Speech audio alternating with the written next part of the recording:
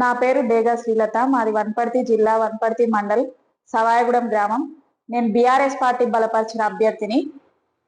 December 14 రోజు జరిగిన ఎలక్షన్లో దొంగ ఓట్లను గుర్తించి మా కార్యకర్తలు అడ్డుకుంటే సిఐ కృష్ణ, పోలీసులు బలవంతంగా వారిని తీసుకొచ్చి ఓట్లు వేయించారు.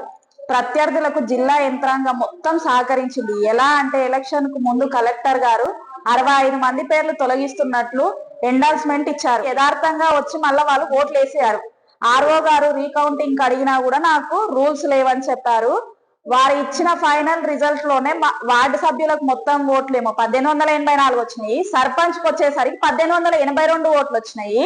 2 ఓట్లు ఎక్కడికి పోయినట్లు అంటే మొదటి నుంచి జిల్లా యంత్రాంగం దగ్గరుండి స్థానిక బిఎల్ఓ వరకు అందరూ ప్రతి ఒక్కరూ వాళ్ళకి సహకరిస్తూ ప్రజల అనుమతి లేకుండా వారిని సర్పంచ్ గా గెలిపించారు. నేను మొన్న సర్పంచ్ ఎలక్షన్ లో నాకు 5 ఓట్ల తేడాతో ఓడిపోయినా అని చెప్పి అధికారులు డిక్లేర్ చేసిండ్రు.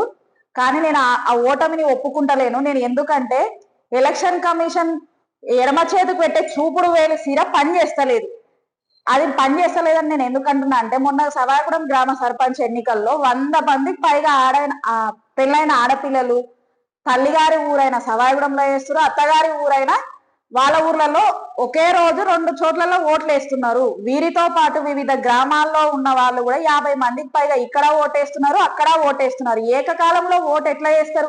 సిరాక్ గుర్తు కరెక్ట్ పని చేస్తే ఎట్లా చేస్తారు అంటే ఇది పని చేస్తలేదు అనడానికి ఇది అర్థం. హైకోర్టులో కూడా కేసు వేశాం. చరిత్ర సృష్టించినోడు ఇప్పుడు ఆ చరిత్రని తిరగరాయబోతున్నాడు.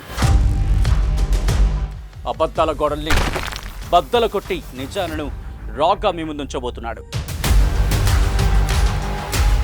నిజమైన వార్తల కోసం వెంటనే డౌన్లోడ్ చేసుకోండి రా యాప్ని.